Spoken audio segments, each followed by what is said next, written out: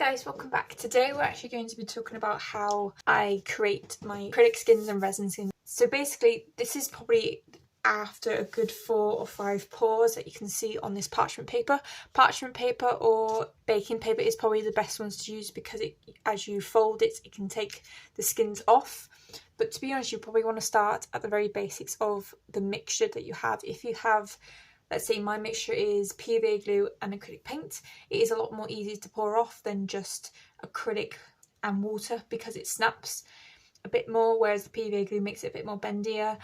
And that's just something I've noticed when I have run out of PVA glue, that when I just use water, obviously the pigment isn't as great. It mixes up and muddies up a bit more, and also when you peel it off of the parchment paper, it does go a bit weird and snappy and very weak.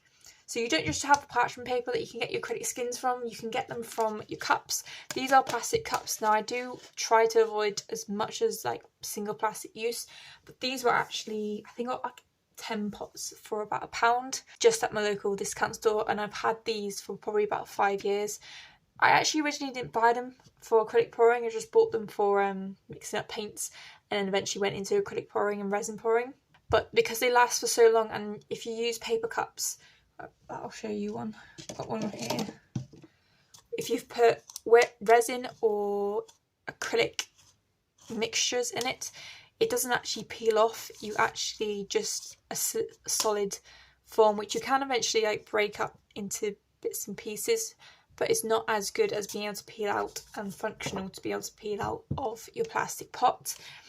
With the plastic pots in mind, you do need a good 3 or 4 coats of it. So this one, I wouldn't actually peel the acrylic skins out just yet, but this one over here is starting to get there. They've got a bit more texture and a bit more layering going on. I'll try and see if there's a pot around here that you can actually pour out of. I think this one's probably the best one that I've got so far. It's one of the pots that I used to like fill up and then pour onto. Normally I judge it on how transparent I can see through the cup, which is another great thing about plastic cups if they're see-through as well.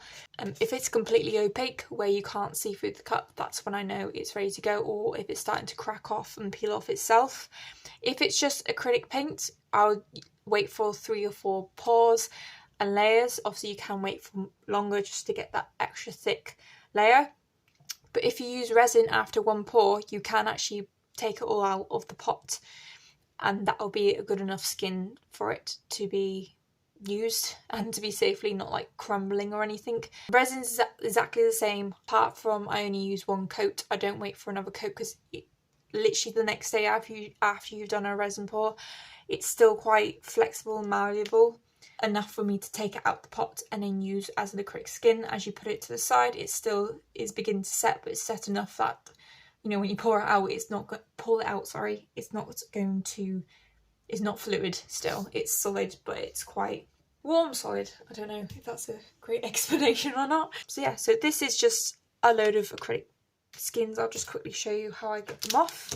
Obviously you need to wait until it completely dries. There is a little small section over here that isn't completely dry yet because of the thickness, and obviously when I've done an acrylic pour, I turn my cup upside down after using it up either on the canvas on like a corner or something, or into a dirty cup. It's just to make sure all the paint comes out the pot. Even if it doesn't come out the pot, it will go down the sides, as you can see like in this one, and then create a kind of layer ready for it to be poured out. So if we start with this one over here, just begin to, I know we just tap underneath and slowly lift up off of the paper. It doesn't matter if it rips, but you want to get a big enough piece. Just going to rip it there.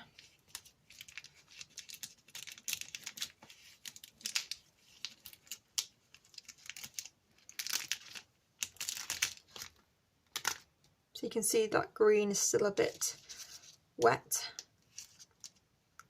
That is actually because it is a different type of acrylic paint. It's not actually acrylic paint, it's actually wall paint that I had left over from tester kits, but I thought I didn't want to waste it, so I ended up using it in my acrylic pours, basically.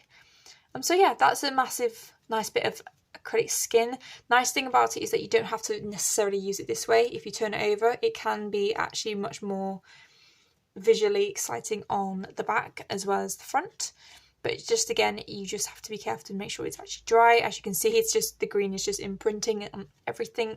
After I do this, I keep a A4 folder and I just chuck it in there, basically ready for my mixed media pieces to be done, which I'll just show you an example. Normally when I do my mixed media pieces, I do something like this. So I've got this bit of board, well, I think it's actually acrylic paper that I rescued from a recycling bin in uni. I still had it, so I found it the other day and decided to chop it all up into different shapes and sizes.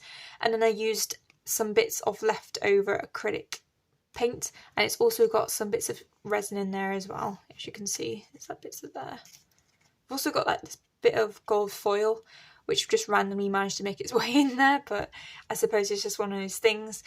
I just normally do these because they're just a nice way to practice your composition skills. I have thought down the idea of jewellery or making a frame or something out of it, but this is the only way I feel like I'm actually probably recycling, because the paper I already had, the acrylic skins I already had, I didn't have to go out of my way and buy some bits of jewellery to then put into it. It's not like I have to add stuff to it, it's just all the materials that I already have.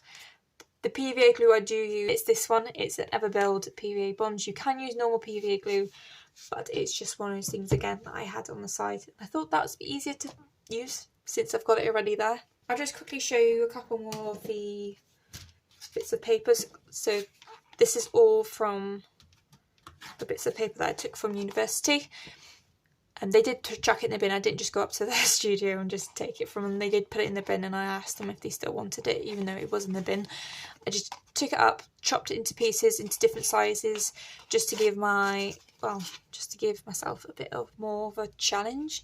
It's one of those practices that I do when either I'm trying to get myself going, or I haven't got any more materials. So either when I'm skint basically, or when I don't know what to do in terms of creative flair, because you can have these ideas but you can either not have the materials for it, or you just don't have the energy nor the finding a way around it. So even if you're doing a bit of drawing or doing this, you're still doing something creative, so eventually in your brain you'll start ticking over and eventually you will find a way around it. It's kind of like meditation for me. Eventually in the end, if you don't even the idea in the end, it's not a big thing, because you're still doing something practical. Then you don't feel like you're wasting time. You're still doing something similar to this is very similar to what my artist practice is, because I deal with composition and texture and form and all these lovely little bits and pieces. So it's not like I've just been sat down and just thought and was just trying to force myself into doing an artwork. This is kind of one of those ways that you can say I'm doing artwork. It is related to my practice. It's not directly related to it, but it's still a way of me trying to get my brain to keep the gears going, to constantly relish and make sure that I do some form of art if I'm ever stuck, or I just need something a little bit less complicated and thought out to do. That's pretty much it. I know it's a very bit of a talky video, and I hope I haven't lost you at all. If you have any questions or comments, please leave them in the comment section below. I hope I haven't bored you too much with this explanation. If I have missed anything, like I said, leave it in the comment section below and I'll do my best to answer it. If you'd like to see more videos like this, please give it a like and subscribe. And don't forget to check out my links in my social media as well in the description box as well. So until next time, I shall see you guys later. Bye!